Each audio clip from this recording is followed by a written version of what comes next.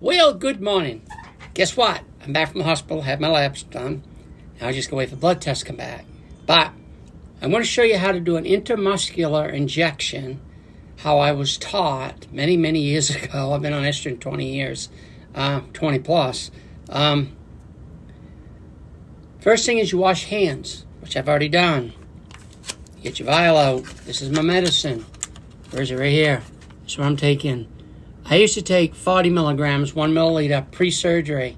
Now after surgery, I take 20 milligrams and I take 0.8. 1 milliliter taxes my body too hard. I know the way I feel. Hopefully I get enough medicine. I think I got one more shot in this vial. Okay? Then you take this alcohol wipe. You open the package up. I've already washed my hands. Okay? I have awful time with these because I don't have feeling in my fingers. Don't mind me. This may take a few minutes. Because of the feeling. You open this package and you get the alcohol wipe out like this. So I leave it right on the thing and lay it here on the table. All right. Gauze pad. Rip one end of that open. Get that ready because I put that over. After I inject myself, I put this pad, I hold it against the skin. Usually it just doesn't bleed anyway. This time it probably will. But there's my gauze pad. Now my syringe. It's a 3 milliliter syringe. Okay? I open one end of it. I may have to do this in 2 videos. I open one end of this. This is the draw needle. This is a 20 gauge that you draw the medicine out of the vial because this stuff is so thick. And I think this needle is a 25 gauge I drive into my leg. I've had a lot of these driven in my leg. I alternate legs. I used to do hips because my wife that passed away many years ago, God bless her, she used to give me my shots every 2 weeks. Okay? So, I take this and this. I take this needle off here. This is the one I'm going to jab myself with. This one's bigger. See? It's bigger, yellow. You put it on here. Okay? Now what you're going to do is you're going to wipe the top of the bottle off to sterilize it. Okay? You wipe the top of the bottle off. Okay? Then you take this syringe and you draw it back. This is where I see a lot of mistakes made by people. They don't tell you about drawing back this. I have to use 0.8. So I draw it back to maybe 1 1/4, 1 1/2. This puts air in here. Because you need air to go in the bottle for the medicine to come out. Okay? So now I take the vial. Take the needle. Okay? I put the needle in the vial. I get to tip this down so you can see it, what I'm doing. Okay? I put that in there. Now I'm going to tip it upside down. And I'm going to look in here where I can see. So the needle isn't above the medicine. And I'm going to push the air into the medicine bottle. Okay? What that's doing, see the bubbles? That will make so the medicine will draw into the needle because you pushed air in the bottle. Okay? Just make sure the needle's always in the medicine. Okay? Then you stop. I double check, make sure the needle's below the medicine, and I let go, and you can watch the medicine, you can watch it come down the needle into the syringe. Okay? It's a thick oil. It's really, really thick, but you got to make sure the needle stays in the medicine. And I got to draw it down to 0.8 on my 3 milliliter syringe. So I keep drawing. It draws easier because I put air. Whoops, I pushed that up too far. Eek. I got to deal with air. I got to get out of there. Yeah, I do. There's air coming out. Air, I got to get medicine. There's medicine. Okay, now I get just medicine. Now I got to draw it down to 0.8. There's half. There's 6. There's 7. And there's 8. Go down past a little bit and then get the air out. Okay, see, I'm having trouble because there isn't much medicine left in this vial. There goes the air. Tap it. Okay, I gotta get up to 0.8.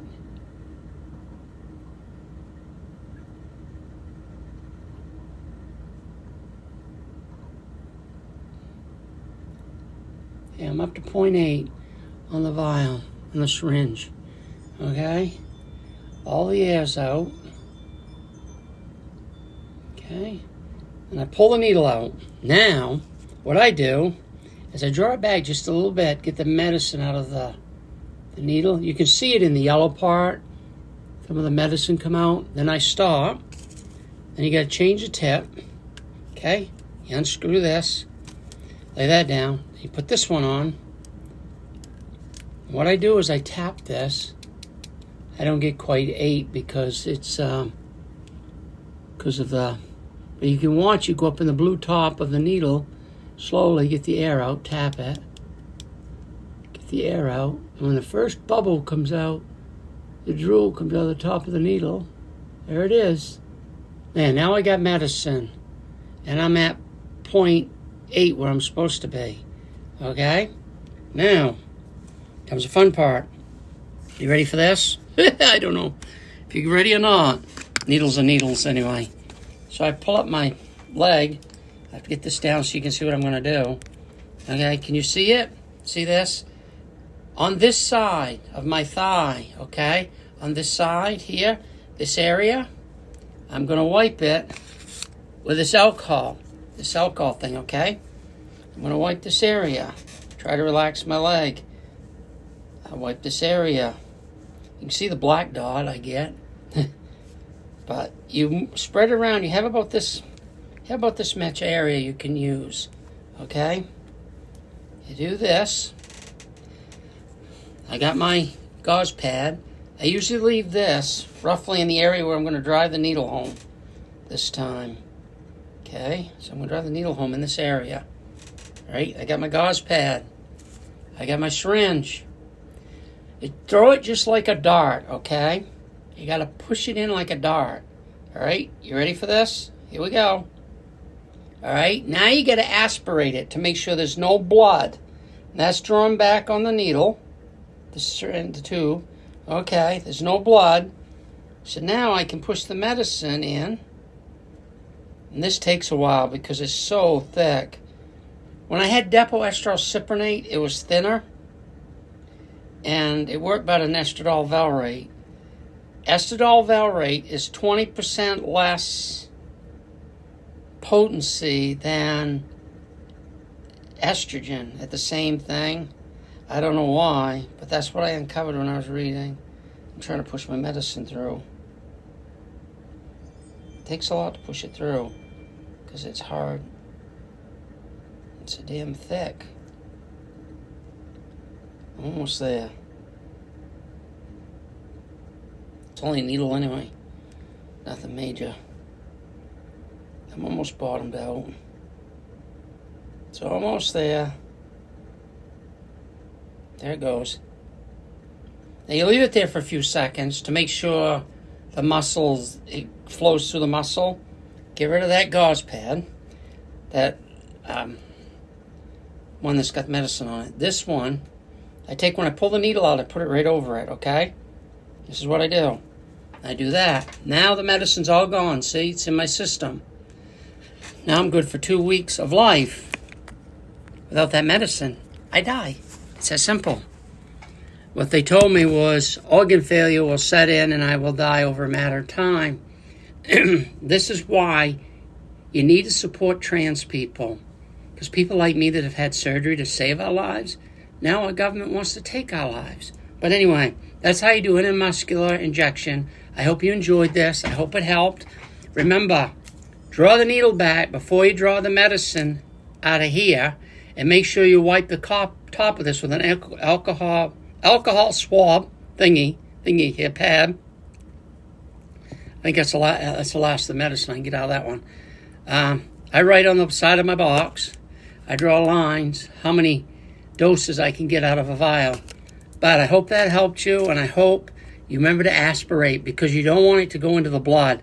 That's why you draw the needle back after you put it in. You draw the needle back a little bit, make sure there's no blood.